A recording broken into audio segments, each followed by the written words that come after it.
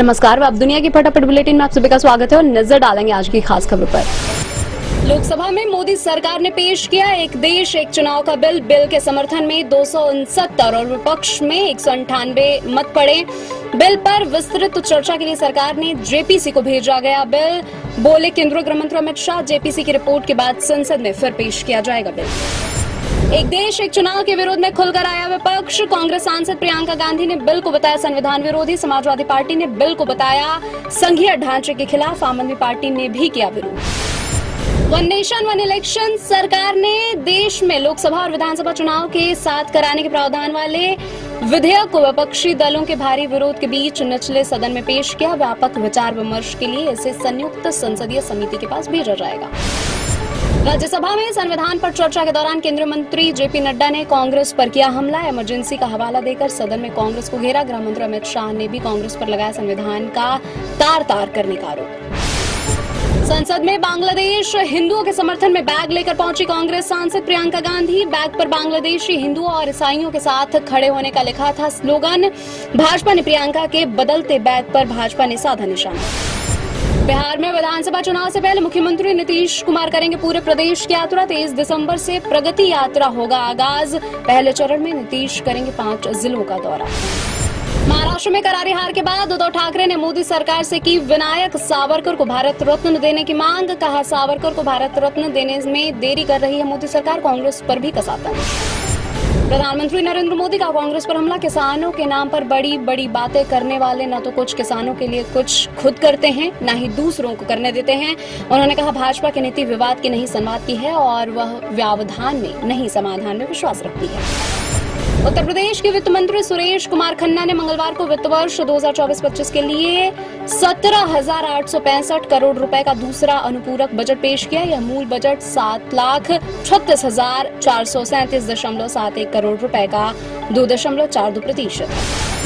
कश्मीर में शीतलहर के और गंभीर होने से कड़ाके की ठंड पड़ रही है। श्रीनगर में पारा -5 डिग्री पहुंचा। पानी की आपूर्ति करने वाली पाइपलाइन में ठंड के कारण जमी बर्फ। कोनिबाल -8.5 डिग्री तापमान के साथ घाटी का सबसे ठंडा स्थान रहा।